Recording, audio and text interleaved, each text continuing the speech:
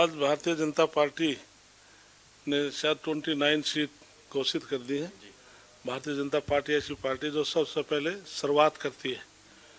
दूसरी पार्टियां आपस में उनका तालमेल ठीक न होने की वजह से वो लिस्ट इतनी जल्दी जारी नहीं करती। लेकिन जैसे आपने सवाल किया कि दिल्ली हरियाणा से सटा हुआ दिल्ली प्रदेश है, राजधानी है, इसलिए हरियाणा प्रदेश के अभी विधानसभा के चुनाव हुए जिसमें नायब सैनी के नेतृत्व में तीसरी बार हरियाणा प्रदेश में सरकार बनी।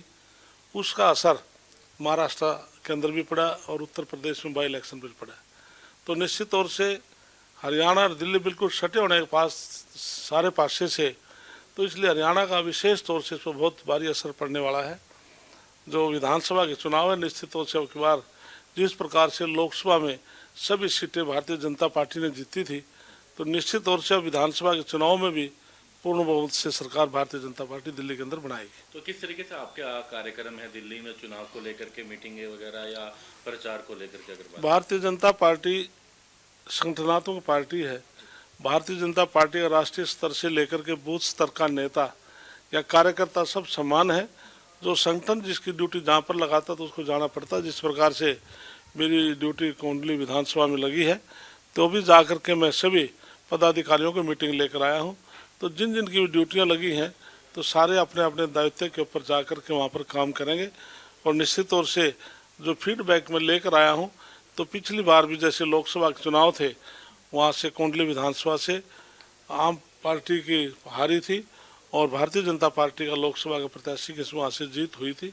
तो निश्चित तौर से वहाँ पर आप पार्टी हारेगी और भारतीय जनता पार्टी का वहाँ पर उम्मीदवार बनेगा। आकलन लगाते हैं कि इस बार जो केजरीवाल की सरकार है उसको बाहर कर पाएगी बीजेपी सरकार बना पाएगी? क्योंकि केजरीवाल बार बार झूठ बोल करके वो प्रदेश के मुख्यमंत्री बनते आ रहे हैं, तो इसलिए अब की बार जनता लोकसभा के चुनाव में अच्छी तरह से समझ चुकी है कि भारतीय जनता पार्टी जो पूरे देश के अंदर एक ऐसी पार्टी है जो देश के लोग चाहते हैं।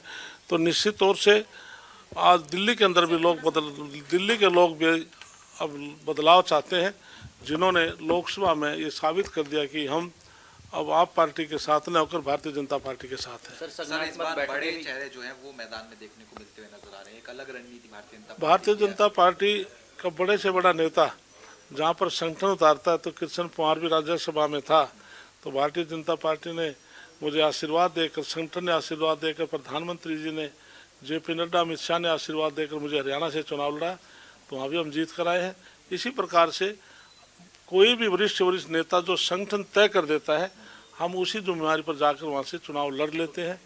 तो इसलिए निश्चित तौर से हमारे वरिष्ठ नेताओं के नाम भी आए हैं, तो दिल्ली के अंदर बीजेपी की सरकार बनने वाली है। मुद्दे क्या मानते हैं, क्योंकि केजरीवाल बस यात्रा फ्री, पेंशन, सहयोग राशि, बहुत सारी सुविधाओं की बात करते हैं, वो शिक्षा से कंपेयर करते हैं, स्वास्थ्य से कंपेयर करते हैं दिल्ली में। इसलिए केजरीवाल जिस प्रकार से उन्हें मोहल्ला क्लिनिक की बात कही थी, तो कहीं जाकर आप देखें वहाँ पैरासीटामोल की गोली तक भी नहीं मिलती। उन्होंने शिक्षा की बात कही थी, वहाँ पर मोहल्ले के अंदर जाकर देखें स्कूलों का कि उनका क्या हालात है।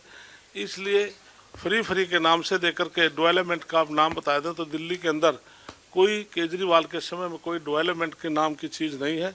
इसलिए दिल्ली के अंदर जो लोग चाहते हैं कि दिल्ली राजधानी है, उसमें डेवलपमेंट के काम हो, तो केजरीवाल सरकार में कोई दिल्ली के अंदर विशेष काम नहीं हुए। सर एक माइनिंग का मुद्दे की बात करें, हरियाणा राजस्थान की सीमा को लेकर के लगातार प्रश्न उठते हैं, खासकर नूह की बात करते हैं। अभी भी जो 2200 करोड़ की बात आई थी, किस तरीके देखते हैं, और खासकर जो अभी चरखी दादरी में भी हादसा हुआ उसको लेकर भी बात। इसके लिए माइनिंग की जो आप बार बार दिखा रहे हैं, वो माइनिंग हरियाणा प्रदेश की नहीं की, राजस्थान की वो माइनिंग है। और हरियाणा खाते में हमारे मित्र भी है रणदीप सुरजेवाला, क्योंकि मेरे साथ विधायक भी रहे हैं, तो बयान वो ऐसे देते हैं जैसे कि हरियाणा के अंदर बहुत इलीगल माइनिंग चल रही है। वो तो देख लें कि राजस्थान की वो पहाड़ी है। लेकिन रणदीप सुरजेवाला तो पंजाब से जब चलते हैं, हरियाणा में एंट्री करते कहते हैं एक SYL का एक बूंद पानी हरियाणा को नहीं देंगे, और जब पंजाब में जाते हैं तो पानी कहते हैं हम नहीं देंगे, सॉरी, और जब हरियाणा में आते हैं तो कहते हैं हम SYL का पानी लेकर आएंगे। तो इसलिए दो तरफी बयान नहीं होने चाहिए। पंजाब में तो कहता भी हम एक बूंद पानी हरियाणा को नहीं देंगे, हरियाणा में आता तो हम दिल्ली पंजाब से पानी लेकर रहेंगे। इसी प्रकार से अभी जो कांग्रेस पार्टी है अभी सदमे से बाहर नहीं आई है। सर संगठन चुनाव को लेकर भी तैयारी चल रही है हरियाणा इसके लिए भारतीय जनता पार्टी संगठनात्मक पार्टी है।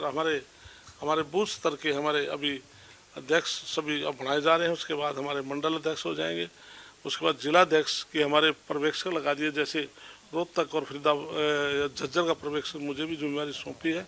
तो उसके बाद हमारे राष्ट्रीय अध्यक्ष का भी चुनाव हो जाए। आप आने वाले दिनों में कोई नूह का दौरा या आपका कोई कार्य? बिल्कुल निश्चित तौर से मैंने अपने अधिकारियों को भेजा है, तो वहाँ पर बिल्कुल रिपोर्ट ये मेरे पास आई, वो पहाड़ी राजस्थान की हरियाणा की नहीं है।